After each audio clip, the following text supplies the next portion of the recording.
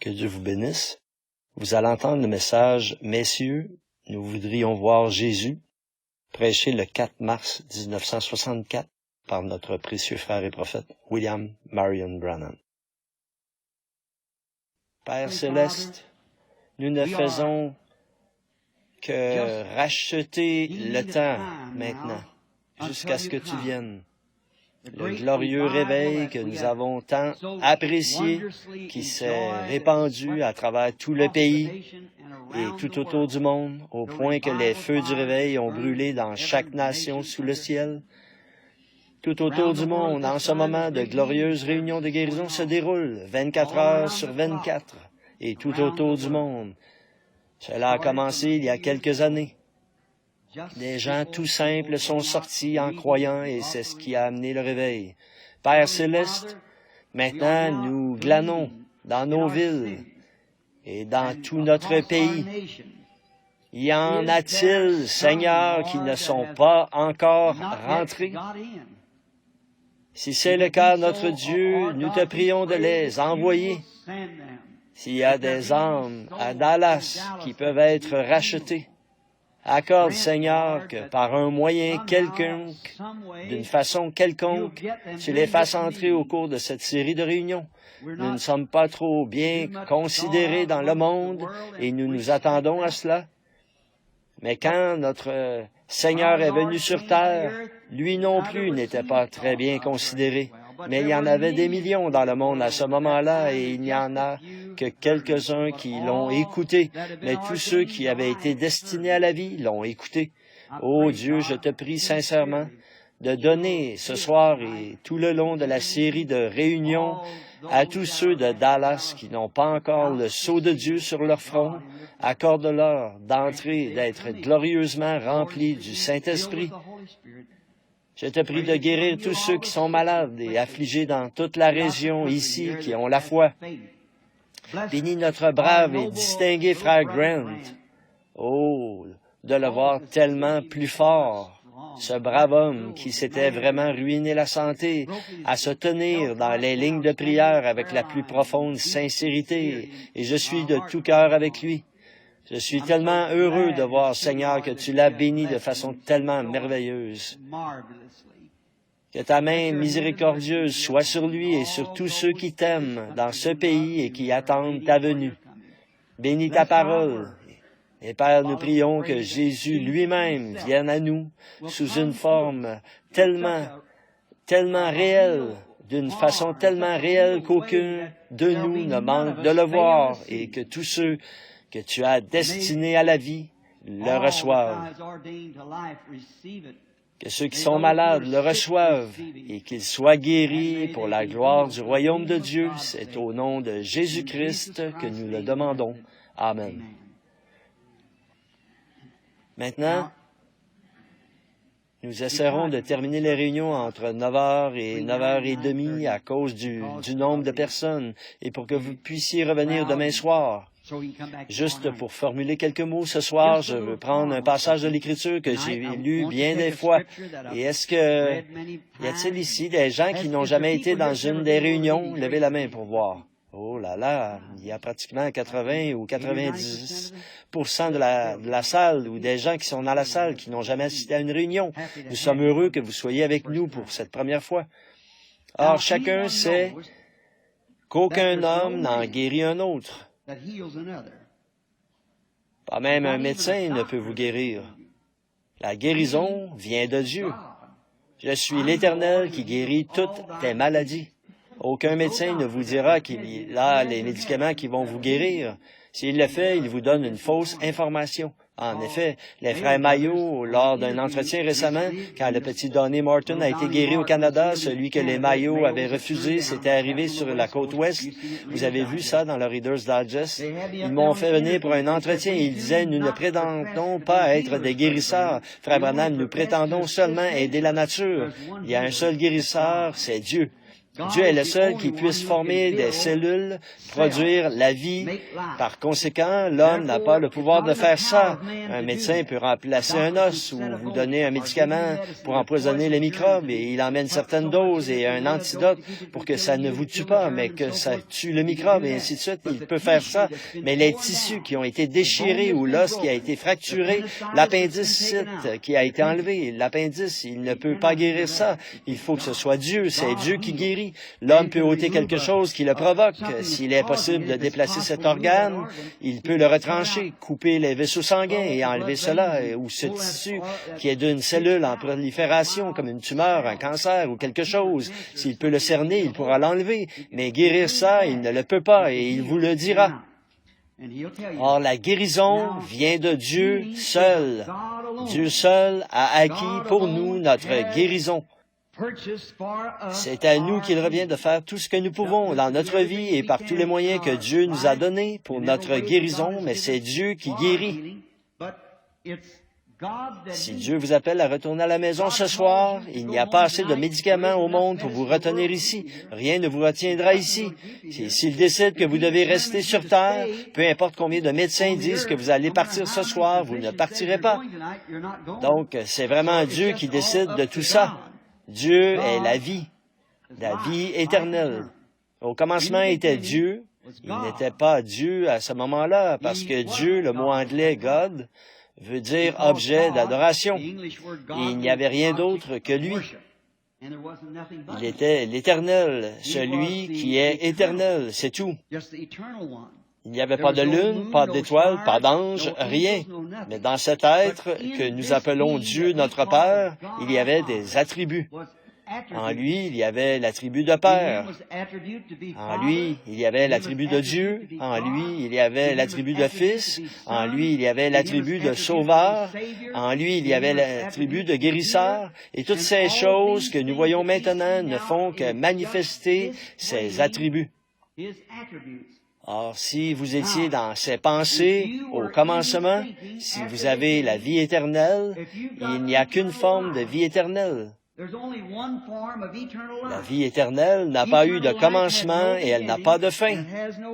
Donc, si vous avez la vie éternelle, vous étiez un attribut des pensées de Dieu avant qu'il y ait quoi que ce soit d'autre que lui.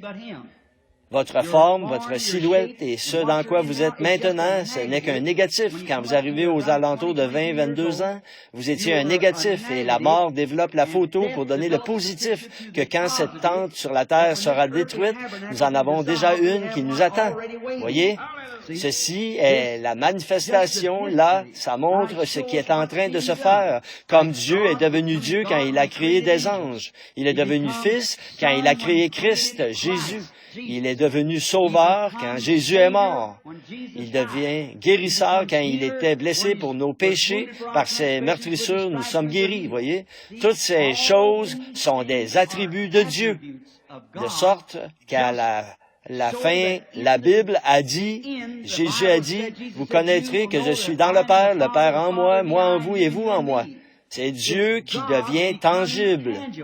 Votre propre femme, vous et votre mari, c'est seulement une ombre, un négatif de Dieu et de son épouse à lui, l'Église. Voyez, c'est seulement l'attribut de Dieu qui est montré par des ombres et des types, comme l'Ancien Testament en était un du Nouveau. Voyez? Alors, à la fin, tout ça se rejoint. Dieu tangible. Dieu en Christ, tangible, fait chair, qui a habité parmi nous. Et dans ce glorieux millénium à venir, Dieu, sous la forme de Christ, est assis sur le trône de David. Et l'Église, son épouse, le mari et la femme ensemble. Oh, c'est ce qu'il y a de plus. C'est assez pour enflammer le cœur d'un croyant dans ces glorieuses heures que nous vivons, alors que tous les espoirs et les nations et tout le reste s'écroulent sur nous. En dessous de nous, nous avons un royaume. Nous sommes baptisés dans ce royaume.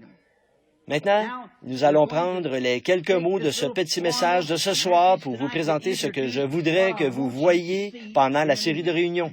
Nous lisons dans, dans l'Église, l'Évangile de Jean, au chapitre 12 et au verset 20, et notre thème, toujours depuis le commencement, c'est le même que ce soir, et celui qu'on trouve sur toute notre documentation et tout, Hébreux 13:8, Jésus-Christ, le même hier, aujourd'hui et pour toujours. Or, quelques Grecs du nombre de ceux qui étaient montés pour adorer pendant la fête s'adressèrent à Philippe de Bethsaida et lui dirent avec instance, « Messieurs, nous voudrions voir Jésus. »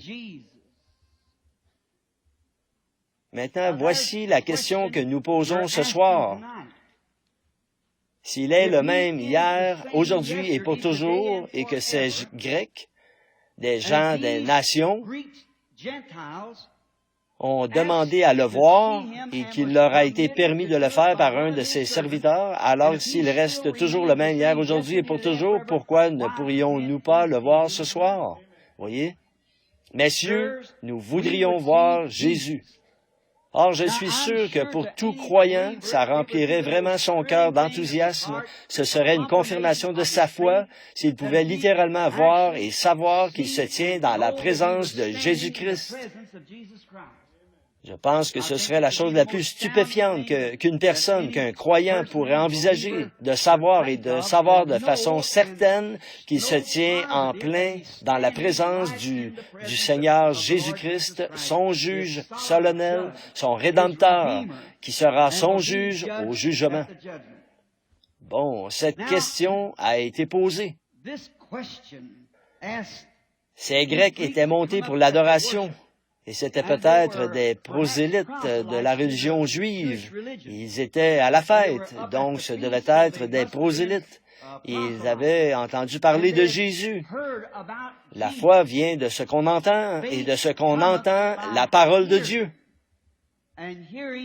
Or, quelque part dans l'Écriture, nul doute qu'ils avaient entendu ou lu comment allait être le Messie. Donc, ils savaient que s'ils pouvaient, cet homme qui prétendait être le Messie, ils auraient nécessairement les attributs que devait posséder le Messie.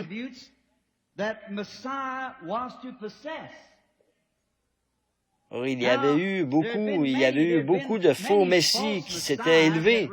Nous savons qu'il y en avait même eu un qui s'appelait Jésus, qui s'était élevé juste avant le oint. Le Messie, c'était le oint, ce qui veut dire le Christ, un homme oint du Saint-Esprit. La plénitude de Dieu, c'était le Messie. Dieu dans un homme. L'homme et Dieu sont devenus un quand Dieu est entré dans un homme. Or, ces Grecs étaient très curieux. Ils avaient entendu des choses formidables au sujet de cet homme qui faisait ces déclarations. Et je les admire parce qu'ils ont eu assez de sincérité pour examiner ça de plus près. Je pense que si seulement nous agissions tous plus de la sorte, que nous examinions de plus près ce que nous entendons dire et que nous le jugions selon la parole. Or, Dieu ne change jamais sa manière de faire les choses. Il reste toujours pareil. Maintenant, il ne peut pas changer parce que la décision première de Dieu est la sienne. Il doit toujours s'en tenir à cette décision quand il est appelé à entrer en scène, comme aujourd'hui. Dieu a été appelé à entrer en scène la première fois que le péché a été commis dans le Jardin d'Éden. Il a dû prendre une décision quant à la façon dont il allait racheter l'homme. Et il a pris sa décision en le rachetant par le sang versé d'un innocent. Et il n'a jamais changé ça. Nous avons essayé de les instruire, nous avons construit des tours et des villes et des théologies et de l'instruction et des dénominations d'église et on les a fait entrer par la dénomination et ça n'a jamais marché, ça ne marchera jamais. Dieu sauve l'homme par le sang versé de l'innocent. Il ne change jamais ça, peu importe quelle meilleure manière nous pensons avoir, c'est la décision de Dieu. Il ne peut décider une chose aujourd'hui et une autre chose demain. Quand il prend une décision, il est parfait. Il n'a jamais à revenir déçu. Quand Dieu dit quelque chose, c'est éternellement juste parce qu'il est éternel et ses paroles sont éternelles. Dieu qui connaissait la fin depuis le commencement, il a donc donné à son monde une certaine partie de parole pour chaque génération au fur et à mesure qu'elles sont venues. Il a envoyé des prophètes dans l'Ancien Testament. Il nous a enseigné dans Hébreux 1 qu'après avoir à plusieurs reprises et de plusieurs manières parlé à nos pères par les prophètes, Dieu l'a fait en ce dernier jour par le Fils, Jésus-Christ. Maintenant, si nous examinions vraiment bien ce passage de l'Écriture, quand Jésus était sur terre et qu'il a dit qu'il était le Fils de Dieu, ils l'ont condamné. Il a dit, pourquoi me condamneriez-vous quand je dis que je suis le Fils de Dieu, alors que vous appelez ceux à qui la parole est venue des dieux? Abraham était considéré comme un dieu. Élie était un dieu. Ésaïe était un dieu. Parce que la parole de Dieu leur est venue. Ils étaient partiellement des dieux. Jésus a dit qu'il l'était. Il a dit, vous les appelez des dieux. Maintenant, vous voyez, quand l'homme était oint, comme Joseph, il représentait Christ. Quand Moïse était oint, il représentait Christ. Quand David était oint, il représentait Christ. Tous menaient à Christ et lui était la plénitude de la parole. La parole a été manifestée en lui. Il était le oint en entier. Eux, ils l'avaient en partie. Nous l'avons en partie. Lui, il était le oint. Le plan de Dieu tout entier reposait en lui. Le plan de Dieu, avant la fondation du monde, de racheter un monde perdu, était en lui. Il était la parole et il est encore la parole. Le même hier, aujourd'hui et pour toujours. Rappelez-vous, il est venu au Père et à travers les prophètes. Il s'est fait connaître à travers les prophètes. Et puis, dans ce dernier jour, à travers son Fils, Jésus-Christ, il était Dieu manifesté. Remarquez, la parole vient toujours aux prophètes. Dieu n'a jamais agi à travers un groupe de gens. C'est à travers un individu qu'il agit. À l'époque de Noé, il a agi à travers Noé. À l'époque de Moïse, il a agi à travers Moïse. À l'époque d'Élie, il a agi à travers Élie, à travers Élisée et Élie, à travers Isaïe et ses prophètes, au fur et à mesure qu'ils se sont succédés au cours de l'âge. Et puis quand il était ici, il a été pleinement manifesté pas dans des pharisiens, des sadducéens, mais en Jésus-Christ. Il était la parole. Voilà pourquoi il pouvait dire ce qu'il a dit.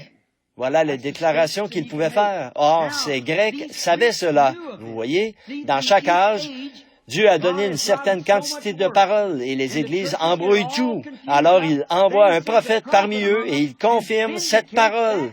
C'est toujours pareil. Chaque fois, comme aujourd'hui, nous parlons et nous disons que les méthodistes, les luthériens ont dit, quand vous croyez, c'est tout ce que vous avez à faire. Vous êtes justifiés par la foi, croyez.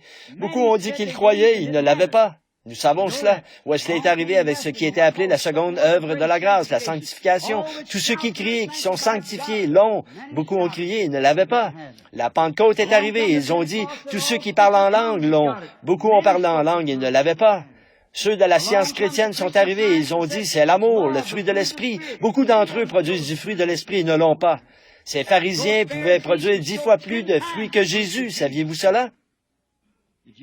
Or, si je prenais, disons, et que Dieu me pardonne, mais je vais prendre l'autre côté et je vais dire, il y a un homme ici à Dallas, un jeune homme là, sorti de par ici, de nulle part, dans un quartier pauvre ici, qui se dit prophète en Galilée. Il va un peu partout. Je vous ai rassemblés pour vous montrer ce qui ne va pas. Cet homme prétend être prophète. Or, je veux vous demander quelque chose. Qui a étudié depuis son enfance, sinon votre bon vieux sacrificateur, ce saint homme? Qui s'est tenu avec votre père et votre mère quand vous êtes nés, sinon votre bon vieux sacrificateur, cet saint homme? Qui vous a pris dans ses bras et vous a circoncis et consacré au Seigneur le 8e jour, sinon votre bon vieux sacrificateur, ce saint homme? Qui va vous voir quand vous êtes malade et dans le besoin, sinon votre bon vieux sacrificateur, ce saint homme? Qui a étudié et consenti des sacrifices pendant toute sa jeunesse pour apprendre les lois et tout, sinon votre bon vieux sacrificateur, ce saint homme? D'où ce jeune homme est-il venu, ce Jésus de Nazareth? À quelle école est-il allé? À quelle organisation appartient-il? Quelle carte d'association porte-t-il? Aucune. D'ailleurs, tout ce qu'il fait, c'est de condamner ceux qui en ont une. Qui est cet homme d'abord? Et vous, les hommes d'affaires, Jéhovah a demandé un agneau comme sacrifice, du sang. Et votre bon vieux sacrificateur, ce saint homme, il a installé des petits enclos là-bas. Vous êtes commerçants et vous vendez de la soie et tout. Alors, il a fait un endroit là-bas pour que vous, les commerçants, vous puissiez en acheter un avec votre argent, un agneau pour l'offrir pour vos péchés. Qu'est-ce que ce jeune homme a fait? Il est arrivé là-bas, il a renversé des choses. Il a regardé d'un regard furieux, il les a chassés à coups de fouet. Il a renversé les tables des changeurs. Appelleriez-vous cela le fruit de l'esprit? Non, il faut dire que non. Il essayait même de vous empêcher d'être sauvés. Votre sang, le sang que Jéhovah a demandé, ça ne pourrait pas venir de Jéhovah. Vous voyez combien c'était invraisemblable? Ces sacrificateurs de ce jour-là, ou ces prophètes, n'ont-ils pas, quand Josaphat et Akab étaient assis ensemble, et que 400 sacrificateurs qui avaient reçu une solide formation à l'école sont montés là et ont dit à Akab et aux autres, « Ce pays vous appartient. » Ce n'est pas juste que les Philistins se remplissent le ventre du blé qui appartient à Israël. Le Dieu Tout-Puissant nous a donné ceci, et ainsi dit le Seigneur, monte. Mais vous savez, Josaphat était un homme spirituel. Il y avait un petit quelque chose qui clochait. Il a dit, n'en as-tu pas encore un que tu puisses consulter? Il a dit, j'en ai un, mais je l'ai. Oui, c'est sûr. Il a dit, il prophétise toujours du mal. Il condamne notre peuple dans tout ce qu'il fait. Il n'est pas d'accord avec les autres. Il a dit que le roi ne parle pas ainsi, mais qu'il le fasse venir. Et quand le petit Miché, fils de Jimla, est venu, il a eu une vision. Il a comparé sa vision avec la parole. Et quand il a vu que sa vision et la parole concordaient, il a dit, monte. Mais je vois Israël dispersé comme des brebis qui n'ont pas de berger. Vous voyez qui avait raison? C'est vrai qu'ils avaient quelque chose et que ce pays leur appartenait, mais il leur appartenait sous certaines conditions. Et de même, les bénédictions de ce dernier jour appartiennent à cette Église, mais c'est sous condition. Vous devez remplir ces conditions. Sinon, vous pouvez faire toutes sortes de réunions de guérison, de réunions où l'on crie, de réunions de louanges, de réunions pour les fruits, de réunions pour parler en langue, et ça ne vous servira absolument à rien. Vous devez remplir la condition de Dieu. C'est pourquoi ces Grecs désiraient voir cet homme. Ils savaient, d'après la parole, ce que devait être ce Messie, et ils voulaient le voir. Il était gentil. Il avait entendu parler de lui, et ils voulaient le voir. Maintenant, s'ils voulaient le voir et que ce privilège leur a été accordé, ne pensez-vous pas qu'ici à Dallas ce soir, s'il a dit dans l'Écriture qu'il est le même hier, aujourd'hui et pour toujours, et que nous désirons le voir, ne pensez-vous pas qu'il nous accorderait aussi? Rappelez-vous, s'il ne le fait pas, alors ce n'est pas le même hier, aujourd'hui et pour toujours.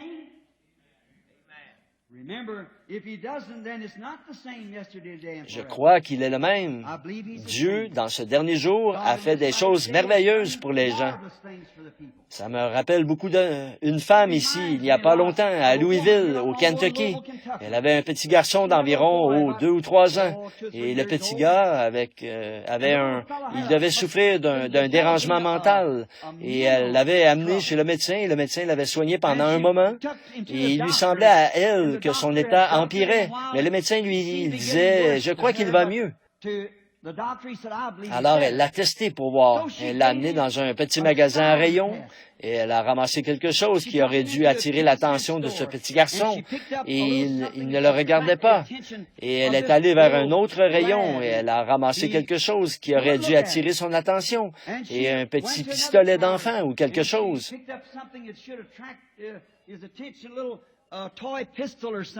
Et ça n'attirait toujours pas son attention. Et elle faisait tout ce qu'elle pouvait, et les gens la regardaient, qui devenaient hystériques. Alors elle est allée à un endroit où il y avait une petite clochette, et elle l'a ramassée, et elle l'a agitée hystériquement devant ses yeux. Et elle disait, « Chérie, regarde! »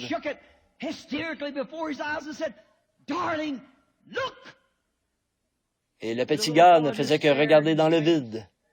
Et elle a laissé tomber cette petite chose par terre et elle s'est mise à hurler. Elle criait, « Oh non, non! » Certaines personnes qui étaient dans le magasin sont allées lui porter secours et voir ce qui n'allait pas. Et elle a dit, « Mon petit garçon, le docteur dit qu'il va mieux, mais il ne va pas mieux. » Tout ce qui devrait attirer son attention, celle d'un petit garçon comme lui, ça ne l'attire pas. Il ne fait que regarder dans le vide. Je pense que c'est là l'état auquel notre Église est en train d'aboutir.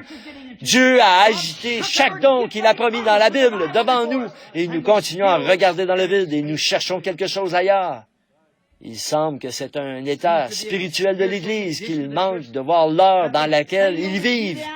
Ils cherchent une sensation ou quelque chose bien loin dans l'avenir. L'homme fait toujours ça. Il bénit toujours Dieu pour ce qu'il a fait. Il s'attend à ce qu'il va faire. Il ne tient aucun compte de ce qu'il est en train de faire. Vous manquez de voir l'heure où nous vivons. Voilà ce que les Grecs voulaient savoir. Quelle était l'heure et ce que le Messie devait être, la portion de l'Écriture qui était révélée pour ce jour-là. Si ce Messie l'accomplissait, voilà la preuve.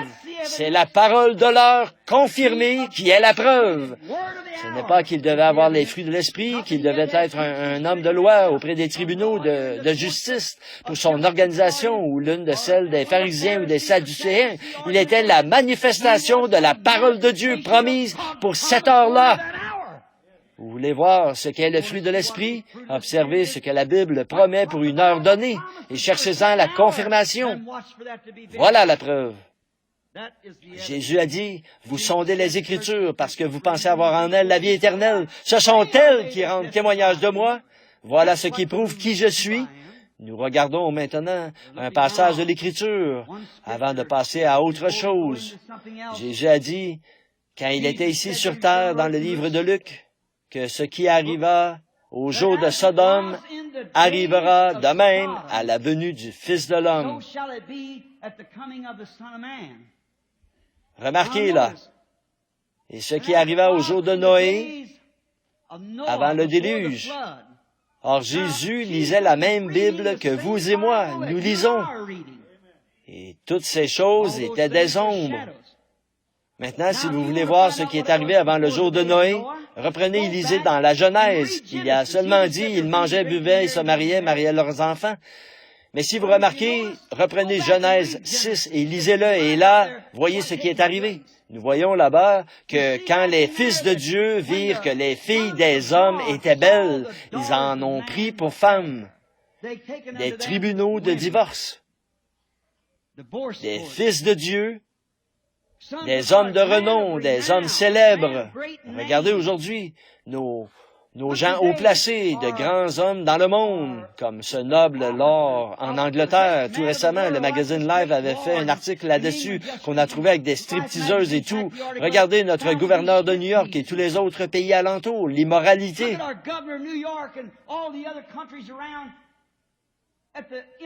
Regardez les divorces. L'Amérique est la tête des nations pour les divorces du reste du monde. Regardez les femmes, comme elles s'habillent pour sortir dans la rue, et comment les hommes, la première chose à laquelle ils pensent presque aujourd'hui, c'est quelque chose d'immoral.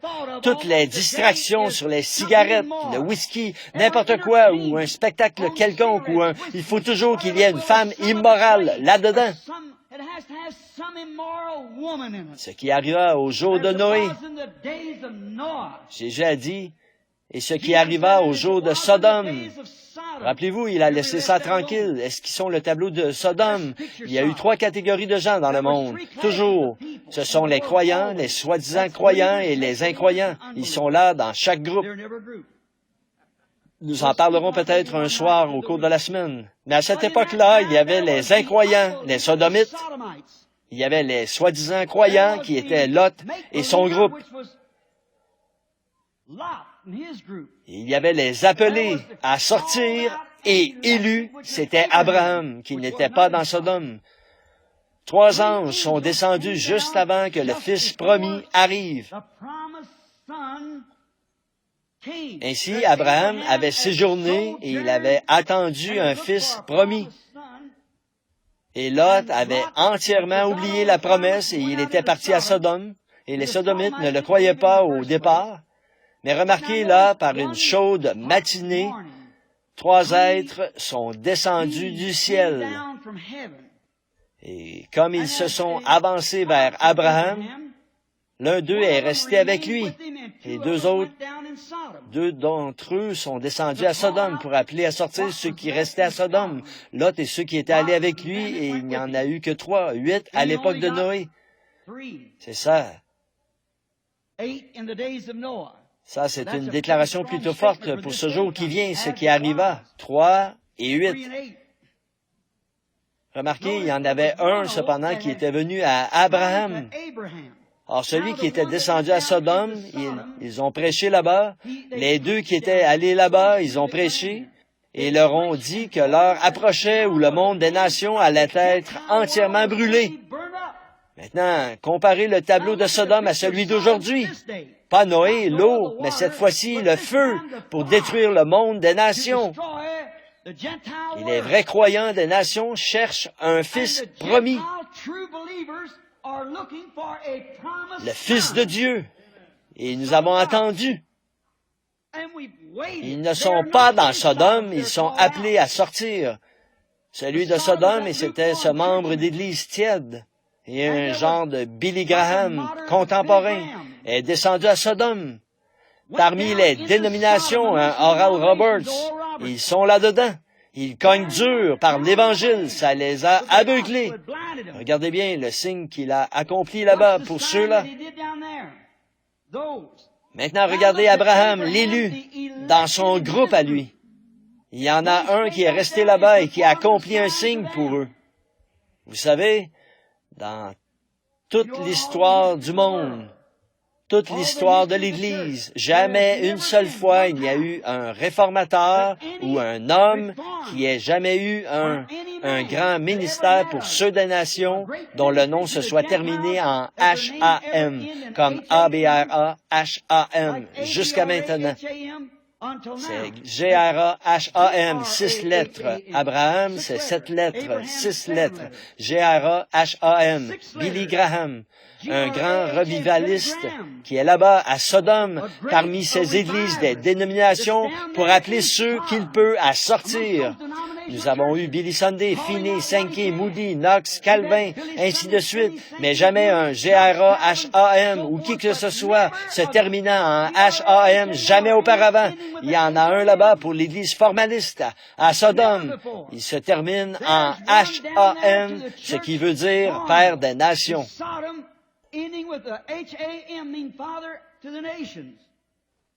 Et puis, il y en avait un qui est resté là-haut avec Abraham, qui était assis, là, la tente, le dos tourné à la tente, et il a dit, Abraham, pas Abram, ce qui était quelques jours auparavant. Abraham, où est ta femme Sarah? S-A-R-R-A, pas S-A-R-A-I. Vous voyez? Où est ta femme Sarah? Il a dit, elle est dans la tente, derrière toi. Il a dit, je vais te visiter, un pronom personnel, vais te visiter selon la promesse que je t'ai donnée. Et Sarah, qui était âgée de 100 ans dans la tente, a ri en elle-même en disant dans son cœur, comment puis-je, moi qui suis vieille, avoir à nouveau du plaisir avec mon Seigneur et que lui est vieux, Abraham, comme des jeunes ou des gens avec une vie sexuelle qui est terminée depuis des années. Elle avait 90 ans et Abraham en avait 100. Elle a dit avoir du plaisir avec mon Seigneur alors que lui aussi est vieux. Et l'ange, le messager, qui était pour l'Église spirituelle, a discerné ce qu'elle disait dans son cœur. Et il a dit, pourquoi Sarah a-t-elle douté de ceci, tu vois, en disant dans son cœur, cela ne se peut pas. Et Sarah a essayé de le nier. Mais comme elle faisait partie d'Abraham, son incrédulité l'aurait condamnée. Mais Dieu ne pouvait pas la reprendre parce qu'elle faisait partie d'Abraham. L'Église aurait été condamnée depuis longtemps, mais elle fait partie de Christ. Remarquez, le signe qu'il a accompli en disant ce qu'elle faisait alors qu'il lui tournait le dos, Jésus a dit que ça se reproduirait au jour de la venue du Fils de l'homme. Nous voyons le Billy Graham, nous voyons le feu prêt à tomber, l'Église qui attend un Fils promis, et voilà, tout est là, comme il faut. Nous attendons cette heure-là, le Fils promis. Et rappelez-vous, le dernier signe qu'Abraham a vu, et nous qui sommes nés de l'Esprit de Christ, nous sommes la semence royale d'Abraham. Jésus a promis que la semence royale d'Abraham verrait le même signe que leur père Abraham avait vu avant que le Fils promis arrive.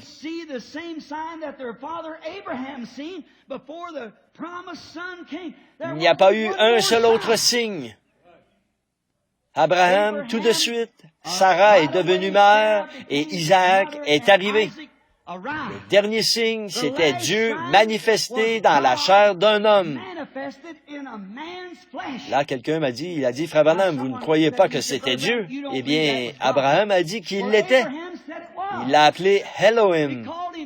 Et regardez voir si ça n'est pas, s'écrit pas avec un L majuscule. Voyez, si au début, à l'origine, ce n'est pas la même chose que c'était au commencement, Dieu créa Elohim, celui qui est entièrement suffisant. Dieu qui se manifeste dans son Église au milieu de son peuple. Jésus a dit ici, Dieu était manifesté dans un homme, Jésus-Christ, le même hier, aujourd'hui et pour toujours. L'Église est passée par toutes sortes de signes. Eh bien, ensuite, quand Dieu agite le dernier signe devant eux, ils restent là à regarder dans le vide. Que Dieu ait pitié de nous. Combien nous reste-t-il encore de temps, de grâce? Il est peut-être plus tard que nous le pensons.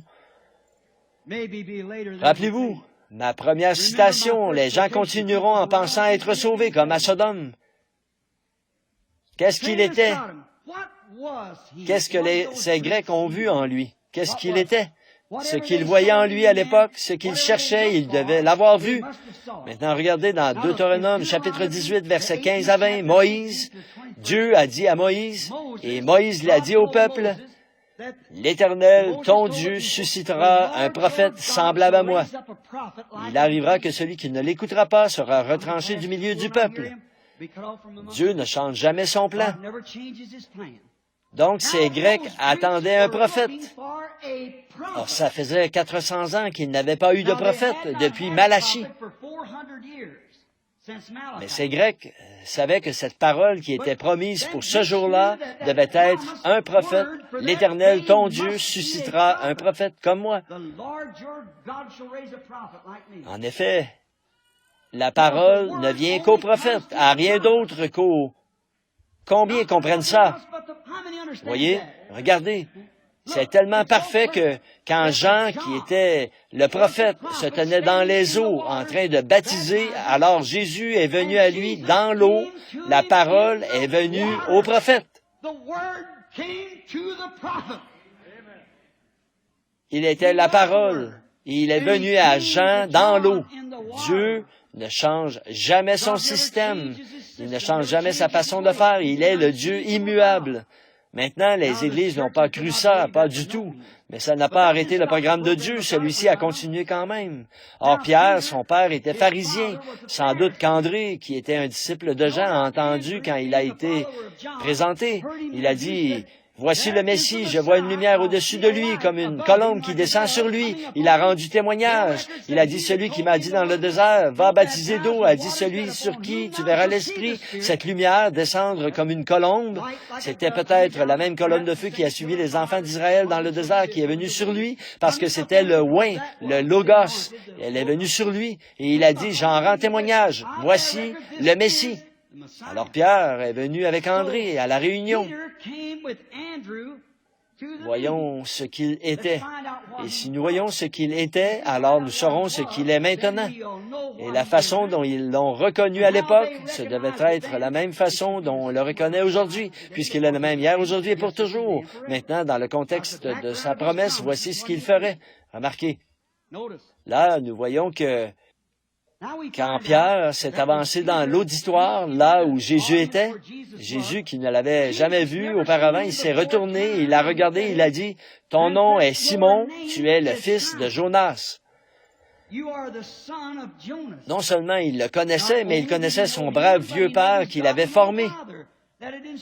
Et Pierre, qui n'avait pas assez d'instruction pour signer son nom, qui était connu pour être un homme ignorant et sans instruction, il a plu à Dieu de l'établir comme évêque à Jérusalem, et Jésus lui a donné les clés du royaume et a fait de lui le chef de l'Église.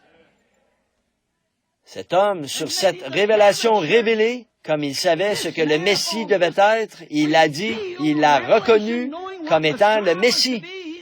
Et il est tombé à ses pieds parce qu'il avait fait cela. Il y en avait un qui se tenait là du nom de Philippe. Lui, il n'a pas eu besoin qu'on lui fasse cela, mais il avait un enseignant de la Bible qui connaissait très bien du nom de Nathanaël. Si vous remarquez, à partir de l'endroit où Jésus se trouvait à ce moment-là, c'était à 15 000 de l'autre côté de la montagne, à environ 2 jours.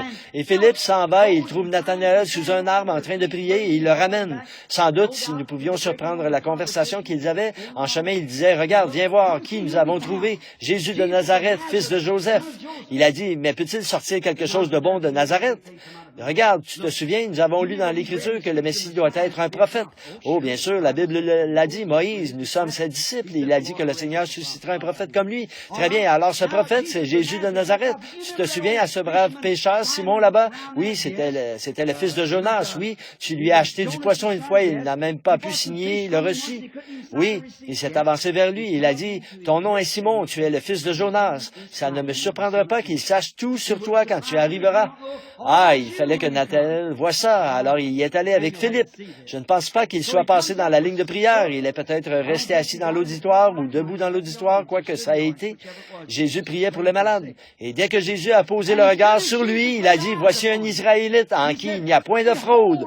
Or, il n'a pas reconnu à sa façon de s'habiller. Tous les gens de l'Orient s'habillent pareil, avec des turbans et des sandales et des vêtements amples. Il portait la barbe. Et il a dit, voici un Israélite en qui il n'y a point de fraude. Maintenant, il aurait pu être musulman, il aurait pu être un Turc, il aurait pu être n'importe quoi d'autre. Mais comment savait-il qu'il était un Israélite et qu'il n'y avait pas de fraude en lui? Et ça l'a vraiment démonté. Il a dit, Rabbi, d'où me connais-tu? Il a dit, avant que Philippe t'appelle, quand tu étais sous l'arbre, je t'ai vu. C'était réglé. Ça suffisait. Voilà, c'était là le Messie. Il a dit, tu es le Christ, le roi d'Israël. Peut-être que son pasteur se tenait là, mais ça ne l'a pas dérangé. Il y en avait qui se tenaient là, qui disaient, cet homme est Béelzébul. Il devait répondre devant leur assemblée. Vous savez, il disait, cet homme fait ça par la puissance du diable. C'est un diseur de bonne aventure ou quelque chose. Jésus a dit, vous me traitez de ça, d'un mauvais nom, des œuvres de Dieu, d'un mauvais nom. Il a dit, vous dites ça du Fils de l'homme, je vous pardonne, mais quand le Saint-Esprit viendra à cette heure-ci pour faire la même chose, une seule parole contre lui ne sera jamais pardonnée dans ce monde-ci, ni dans le monde à venir. C'est ce qu'il a dit. Je crois que ce qu'il a dit est juste. Philippe a reconnu par là. Pourquoi?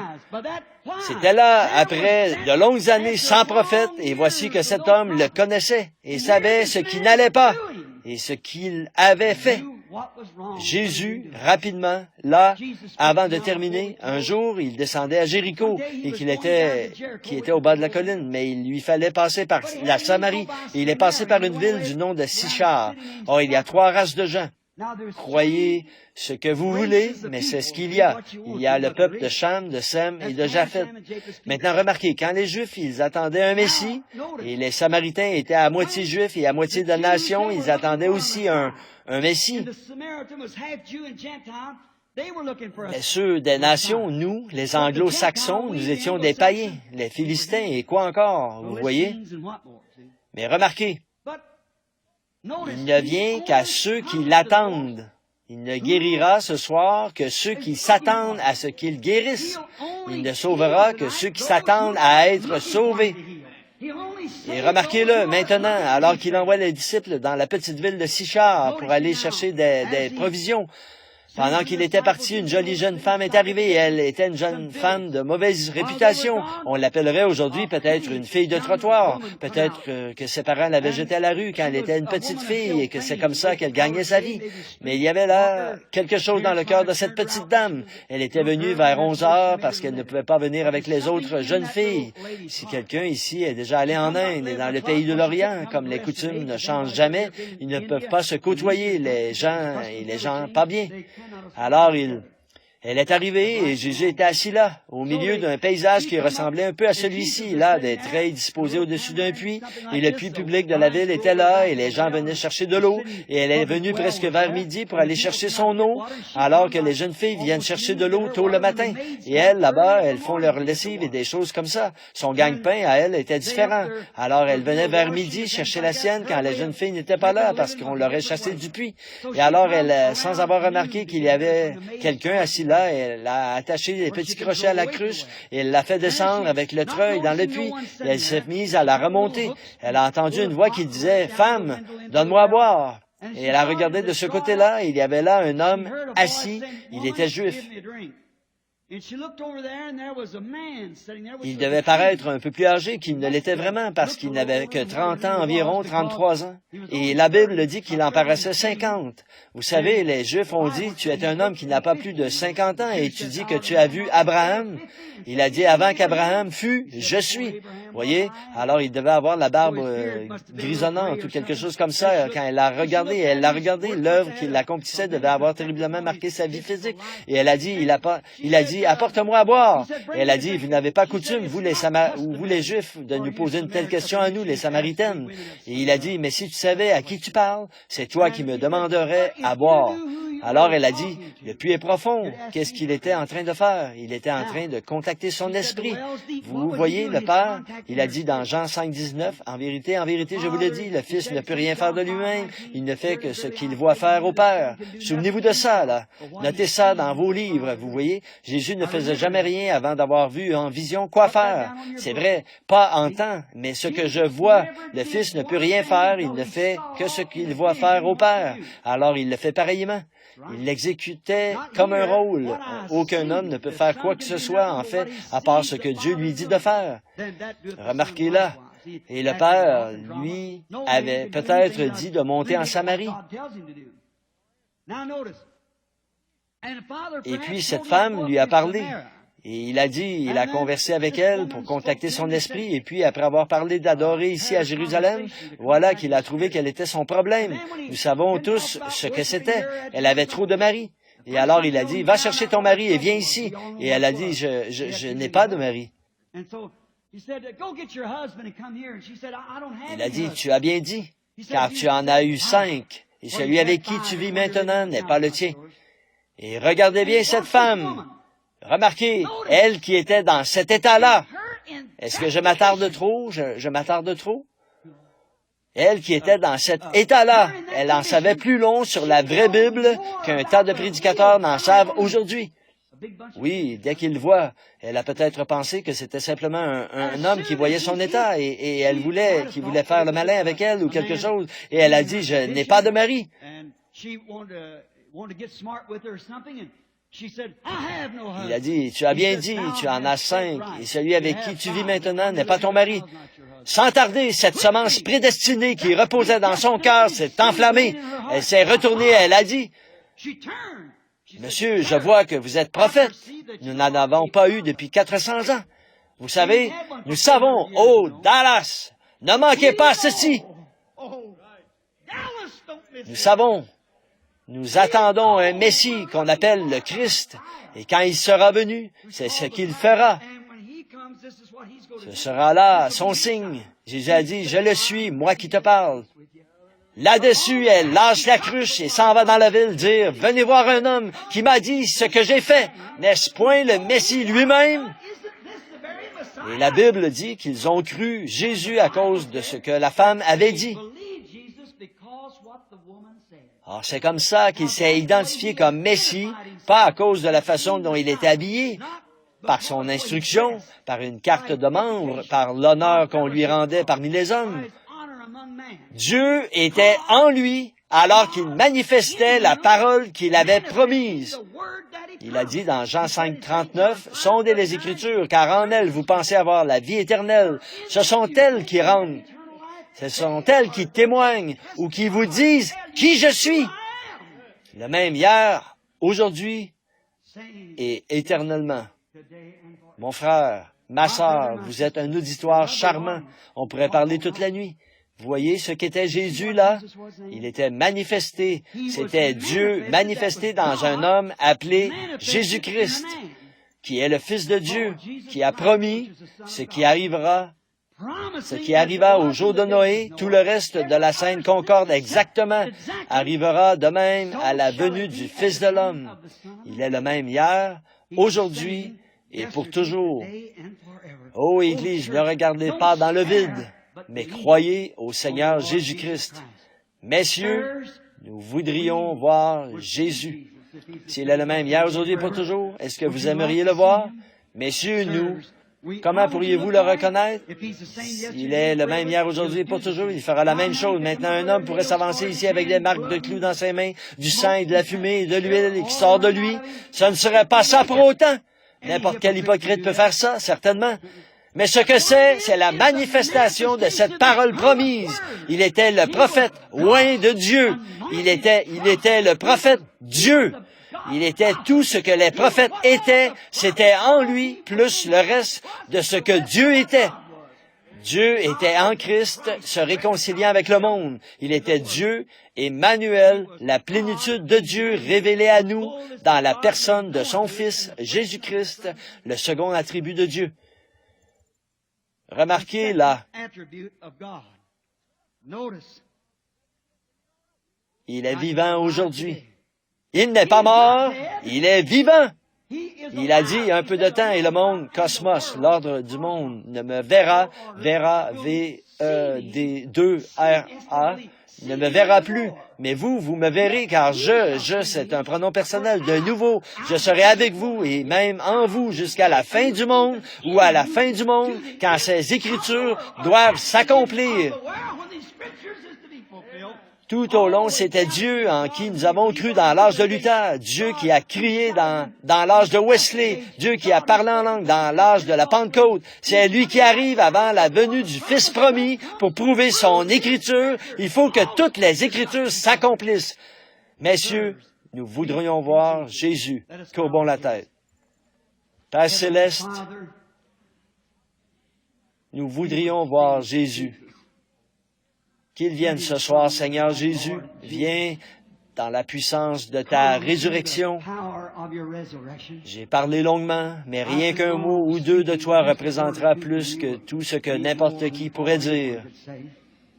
Alors que l'Église ne dorme pas, que la dernière manifestation de Dieu, comme il l'a promis, ce qui arriva au jour de Sodome, avant que le feu tombe sur ceux des nations, arrivera de même à la venue du Fils de l'homme. L'ombre, le négatif et le positif qui se rapprochent tellement au point qu'après un moment, il y aura un temps de l'union. Nous voyons que les nations s'unissent, ce qu'on appelle l'ONU. Les églises s'unissent. Le concile œcuménique s'unit avec le Vatican. Toutes les églises s'unissent ensemble, les croyants et les incroyants. Les travailleurs s'unissent dans les syndicats. Seigneur, que l'Église se réveille et qu'elle voie que c'est le temps de l'union, que Jésus s'unit à son Église, mari et femme. Bientôt, la cérémonie va avoir lieu et ils deviendront un. Alors qu'il agite le dernier signe devant nous, ou qu'il nous montre sa promesse, puissions-nous voir Jésus et le glorifier, car c'est en son nom que nous prions. Amen.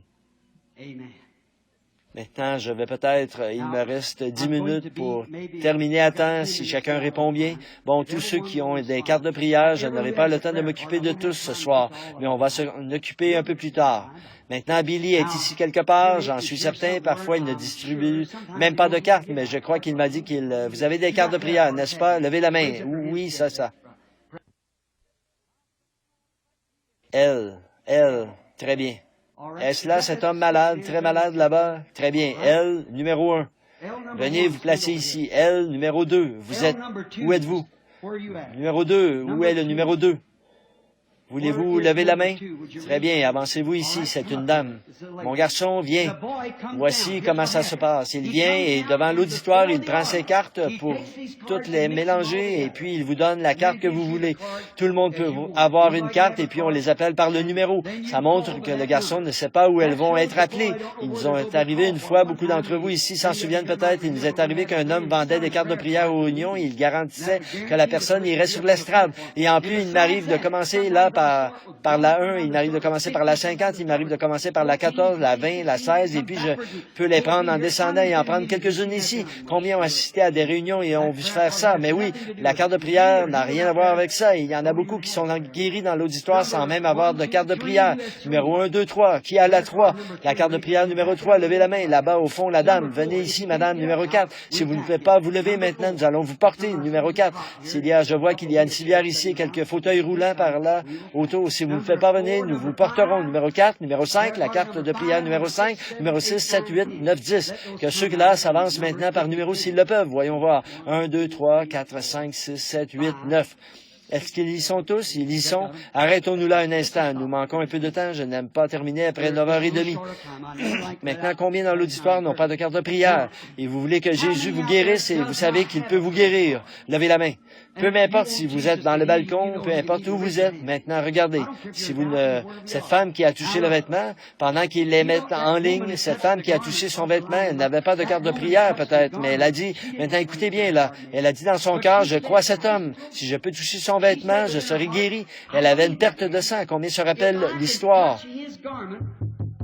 Elle s'est glissée à travers la foule, peut-être qu'elle s'est frayée avec peine un chemin entre les gens, une petite femme pâle, maladive, et elle a touché son vêtement. Et le vêtement palestinien est ample, il n'aurait jamais senti ça. Moi, je ne sentirais pas si vous touchiez ma poche et mon veston est ajusté, mais ces vêtements palestiniens, il porte un vêtement de dessous et elle a touché son vêtement et elle s'est arrêtée. Elle a dit, qui m'a touché? Il a dit, qui m'a touché? Elle est retournée dans l'auditoire et il a dit, voyons, Pierre a dit, Seigneur, ça ne va pas, ça, tout le monde te touche. Il a dit, mais je sens que je me suis affaibli. De la vertu, de la force est sortie de moi. Combien s'en souviennent? Et il a promené le regard dans tout l'auditoire jusqu'à ce qu'il la trouve. Pas vrai? Et il a dit, ta foi t'a sauvé. Pas vrai?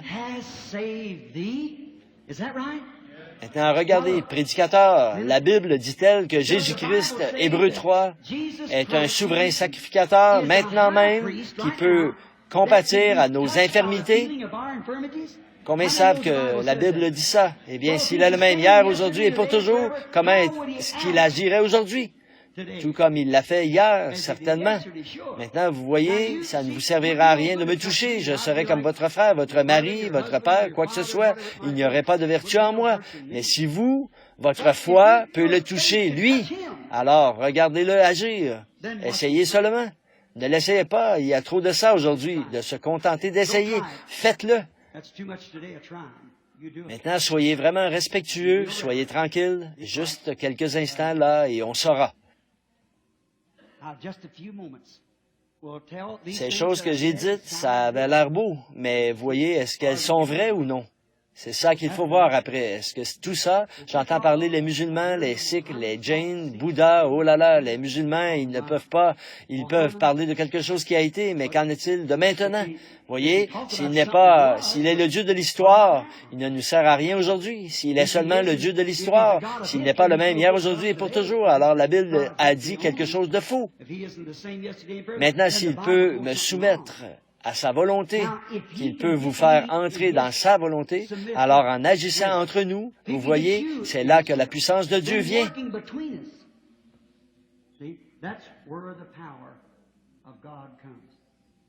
Maintenant, si cet homme est malade, je veux qu'il reste assis là où il est. Et pouvez-vous le voir depuis l'auditoire? Là, il est assis juste ici. Apportez sa chaise ici si vous voulez, mais vous sentez-vous à même de marcher jusqu'ici, monsieur? À ma droite, venez vous asseoir ici. Apportez la chaise ici, frère Grant, s'il vous plaît, pour que cet homme puisse rester assis un instant ici. Très bien. Maintenant, asseyez-vous ici, monsieur.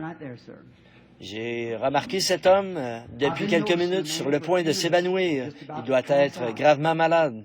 Je ne sais pas. Et si je le savais et que je pouvais l'aider et que je ne le fasse pas, alors je ne serais pas digne de me tenir derrière cette estrade ici et de vous parler à vous autres, vous, les chrétiens.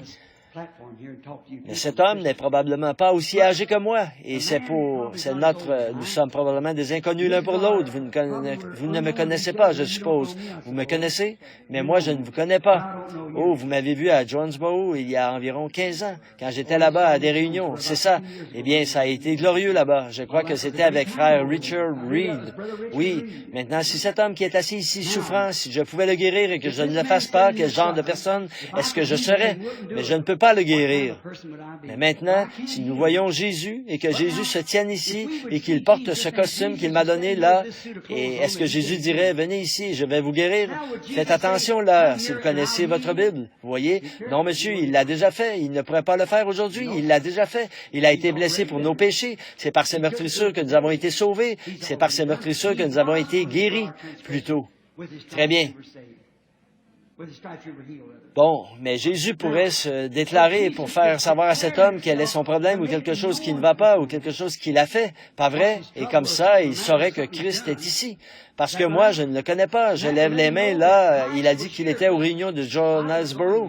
Il y a 15 ans de ça. Je n'ai jamais vu cet homme de ma vie, pour autant que je sache. Il était peut-être assis au fond demain. Eh bien, je ne connais personne ici. Je crois savoir que c'est M. Way qui est assis ici, un Anglais qui est assis ici même et que je connais qui était tombé mort dans mon église. L'autre jour, à Jeffersonville, en Indiana, il était tombé mort. Son épouse est là quelque part ici. Elle est infirmière. Pendant que je parlais, cet homme est tombé mort. Il est tombé mort d'un coup. Je suis descendu, lui ai imposé les mains. Il est ici, voyez. Si seulement je peux tenir l'assemblée tranquille pendant assez longtemps jusqu'à ce que le Saint-Esprit puisse descendre. Ne vous agitez pas. Restez simplement assis tranquille, vous voyez. Maintenant, monsieur, je voudrais que vous regardiez par ici un petit instant. J'ai parlé et je suis ici pour vous aider maintenant. Et si je peux vous aider, je ferai tout ce que je peux. Maintenant, ce que j'ai dit ici dans l'Écriture, Dieu est tenu, parce que je crois que c'est maintenant les derniers jours, Dieu est tenu d'accomplir cette parole et c'est ce qu'il a promis de faire. Et si lui pouvait me dire quelque chose que vous avez fait ou quelque chose qui ne va pas chez vous, ou pourquoi vous êtes ici, ou quoi que ce soit, vous sauriez si c'est vrai ou non. Vous en seriez témoin. Mais maintenant, si je m'avance ici, que je vous impose les mains, que je dis gloire à Dieu, vous êtes guéri, gloire à Dieu, ce serait bien, ce serait parfaitement bien si vous le croyez. Mais s'il vous dit ce que vous avez fait ou une cause, la raison pour laquelle vous êtes malade ou quelque chose comme ça, alors vous sauriez s'il pouvait vous dire ce qui est arrivé. Sûrement qu'il saurait ce qui va arriver. Ce serait vrai, oui. Est-ce que mon auditoire croit ça?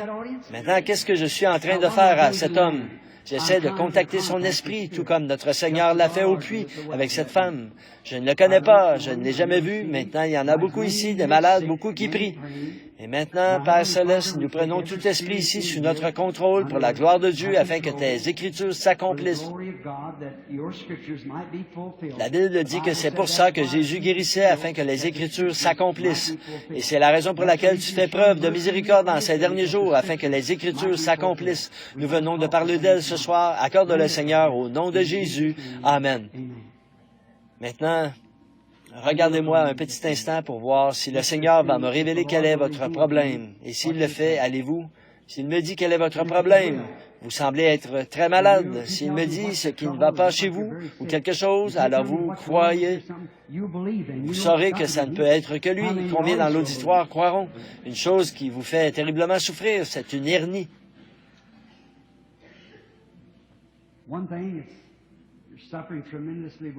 Cette hernie vous rend malade, c'est vrai, voyez. Maintenant, est-ce que c'est vrai? Levez la main si c'est vrai. C'est ça qui le rend malade, vous voyez, affaibli. Est-ce que vous croyez? Autre chose là, vous avez un bouton sur le côté droit de votre visage. Ça vous cause du souci. Je vais vous dire autre chose. Croyez-vous que je suis son prophète? Vous avez un bouton à la hanche droite aussi, sous vos vêtements. Si c'est vrai, levez la main, voyez. Croyez-vous maintenant? Allez, soyez guéris. Jésus-Christ vous guérit. Allez, croyez-le. Venez simplement par ici. Avancez-vous ici, frère. Allez simplement en croyant maintenant et tout ira bien pour vous. Est-ce que vous croyez maintenant? Ayez simplement la foi. Très bien. Ça, vous savez, je ne le savais pas. Ici, venez, ça, je ne vous connais pas. Nous sommes des inconnus l'un pour l'autre, je suppose. Si c'est vrai, pour que l'auditoire puisse voir que nous ne connaissons pas, voyez-vous, c'est exactement comme quand notre Seigneur a rencontré une femme un jour. Et voilà que nous nous rencontrons de nouveau. Nous nous rencontrons 2000 ans plus tard sur sa promesse. Et voici un homme et une femme qui se rencontrent de la même manière.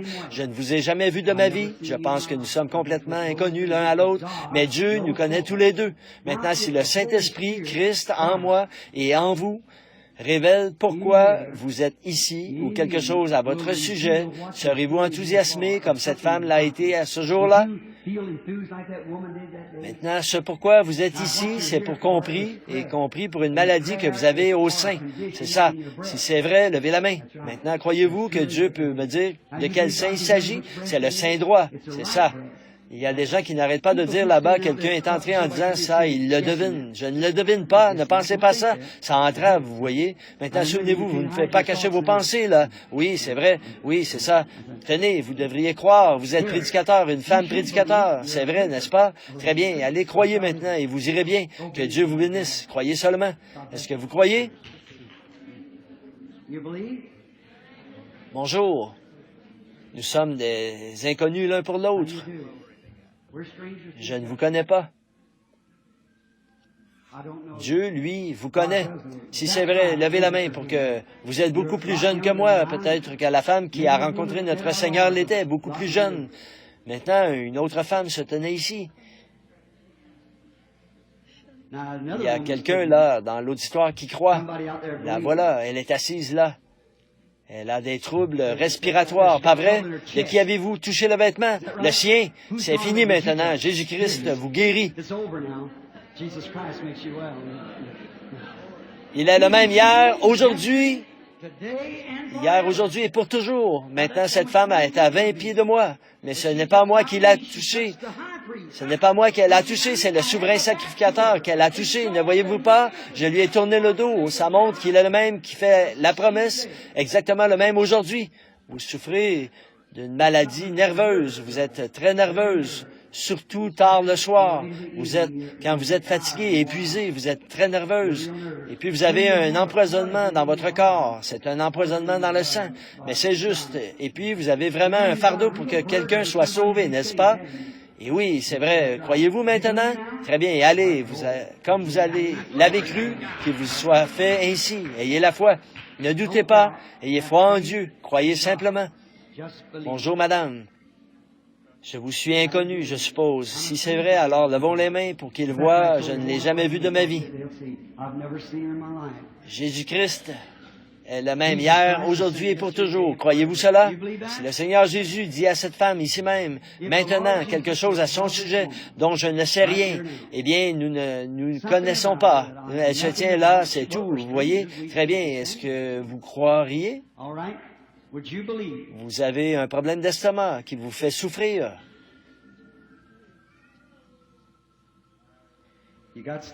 Vous qui êtes assis là avec un manteau noir, il vous fait souffrir maintenant même. Si c'est vrai, levez la main. Voyez, vous savez pourquoi? Cette femme aussi, c'est l'estomac. Voyez, c'est vrai. Voyez, ce trait noir qui va de l'un à l'autre, là, c'est un démon. Voyez, il essaie de se défiler. Vous voyez, il ne peut pas se cacher devant Dieu. Ça, c'est certain. Nous sommes dans la présence de Jésus-Christ. Vous devez croire. Ayez la foi. Qu'est-ce qu'il a touché? Ce n'est pas moi qui l'a touché. Je ne connais pas cet homme, il m'est inconnu. Est-ce que nous sommes des inconnus l'un pour l'autre, monsieur? Je ne vous connais pas. Levez la main si c'est vrai, voyez. Qu'est-ce qu'il a touché? Jésus-Christ. Ne manquez pas de voir quelque chose. Maintenant, cette femme ici, oui. Oh, cette femme est sous une ombre. C'est la mort sur elle. Elle souffre du cancer et le cancer se trouve à l'estomac et aussi au côlon.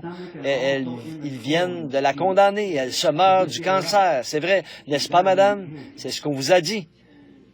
Maintenant, regardez ici, vous. Il n'y a qu'un seul espoir pour vous, c'est Christ.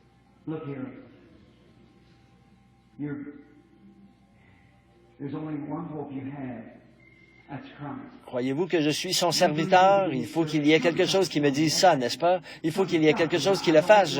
Moi-même, je ne le saurais pas. Si je vous dis qui vous êtes, croyez-vous que je suis son prophète? Est-ce que ça vous aiderait? Ça vous aiderait, Madame Crossley? Alors, rentrez chez vous.